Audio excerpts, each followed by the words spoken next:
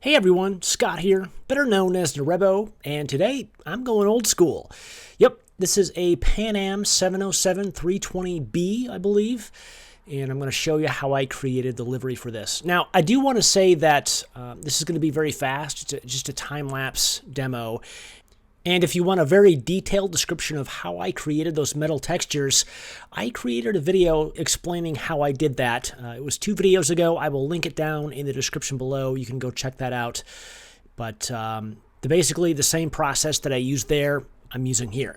So, in summary, I went back to an old illustration that I did, which you see right there in the middle of your screen. It's a Boeing 767-200 fuselage.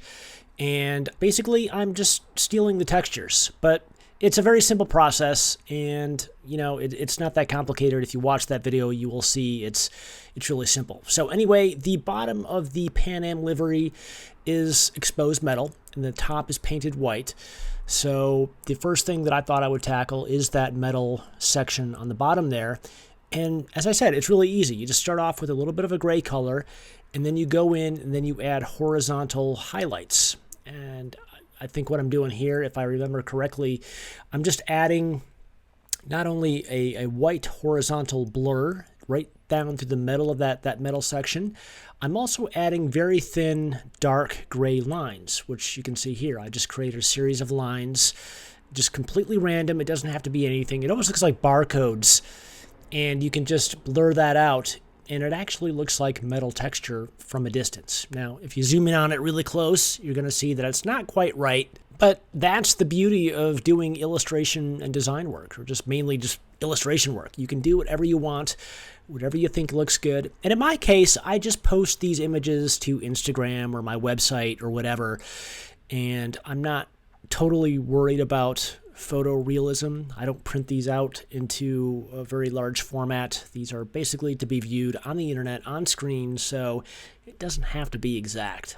And once you do enough of these illustrations, you'll get down to a series of techniques and habits that you'll get into, and it's just something you can apply over and over again to all of your illustrations. So I've done a lot of these metal textures over the years, and I kind of know what I'm doing, but I kind of don't.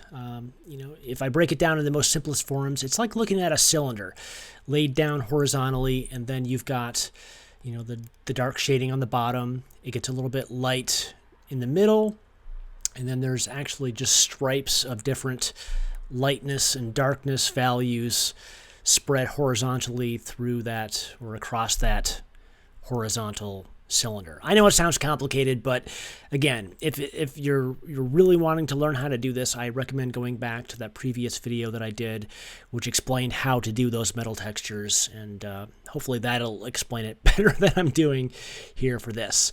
So now that I've got that pretty much complete, it's a little bit harsh. Maybe the highlights are too much. I could tweak forever on these, but I've got something that looks decent.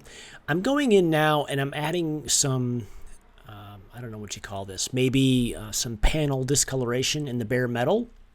Because essentially, if you put 2 aluminum panels together side by side, chances are they were going to be produced at different times, or they were produced at different times, and it's not going to be a perfect match. I mean, you look at some of the old American Airlines airplanes with the old exposed bare metal livery, and you can see that there's not a continuation of clarity, or I don't know, I don't even know how to explain it, but basically metal panels put together side by side, they're not perfect. So that's what I'm trying to recreate here, especially in the older aircraft or aircraft that's been flying around for a while.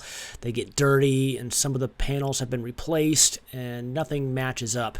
So just by going along the panel sectioning lines that I created in the template itself, I can use those as the cut points or the section breaks to create some of that that variance in the materials. And I do that just by adding a little bit of a black gradient over top. So it's real simple. So yeah, looking pretty good here. The rest of the livery is fairly simple. Got that Pan Am logo up there, which I created a long time ago. I created a DC-10 or a Pan Am DC-10 livery, one of my first renderings that I ever did, and that's where I stole that from. And I've also got the Pan Am titles that I created too. So that's just an advantage of doing these illustrations for so long, over so many years. You build up an asset library that you can use over and over again, and it saves so much time. And hopefully you'll get to that point if you just stick with it. So now I've got that blue stripe in there, adding some details. I added that white outline around the windows there. And by the way, if you want this template, at least the JPEG or the PSD or whatever, go to my website, norebo.com. I've put a link in the description below that goes directly to this 707 template. You can get it for free. You can get the JPEG for free, but then if you want the PSDs or the vector version, you can purchase that separately. But that's where you can go to get this exact template. Now, looking on the little details on the nose cone there, and a little highlight. Just a real simple white gradient, and now adding the proper door frame color around the boarding door there. I got to do that to all doors, even the exit doors there, which I think I get to in a moment. But yep, stealing more element. There's my old Pan Am illustration that I did. It was pretty embarrassing. I did that way back in 2013. It was it's kind of, you can see that the shading on that wasn't all that good, but as I said, it makes these new illustrations go so much faster because I've got everything created. I don't have to go back and recreate anything. So, especially these old liveries from the 50s and 60s, they're really simple, very classy, very clean, and it's nothing like some of the modern liveries of today. But you gotta love Pan Am. Just really beautiful, classy liveries, all of them. Even the one with the billboard titles, which not everyone seems to like, which I like a lot. Maybe I'll do one of those illustrations for you coming up soon. So let's see, what am I working on here? Oh, stealing the registration titles or the registration numbers from another illustration.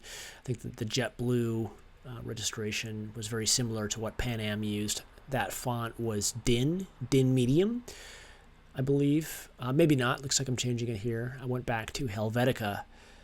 And yeah, very basic, simple font. I guess I didn't need to steal it from that JetBlue illustration. And this Helvetica font is probably not what they used. I mean, who knows what they used? I've been looking for that information for years. It's not online. Nobody seems to know. You know, maybe I could reach out to some old Pan Am employees or the people who actually did this livery, and they could tell me. But nobody seems to know, so I'm just using Helvetica. It's close enough, and I'm sticking with it. So now, it looks like I've got the livery complete, and I'm doing what I do with all of my templates. I'm adding the gloss that goes right down the middle section of the fuselage. I've done this a million times already, it seems like. I probably haven't, but I'm exaggerating. But it's just a simple process. I create a shape in Adobe Illustrator, which is the cut line, which goes right down the middle. I paste that into Photoshop, and then I use that as a guide to put a black gradient going down underneath it, and then a white gradient going up on top of it. And then as you can see here, that's how I get that slight gloss that goes right down the middle of the aircraft. Just a slight little detail that most people probably won't even notice, but if you're looking for realism, that's what you got to do. I mean, these airplanes weren't all that glossy, especially if they've been flying around for a few years, being, you know, abused and used and neglected. It happens. So, and that looks like it's it. Looks like I'm done with this. And as I said before, this is just a beautiful, classy livery. And again, I recommend going back to that previous video that I made, which I, in real time, explained how to create brushed aluminum or exposed aluminum textures for aircraft. So that's something you're definitely going to want to check out. Oh, one more thing.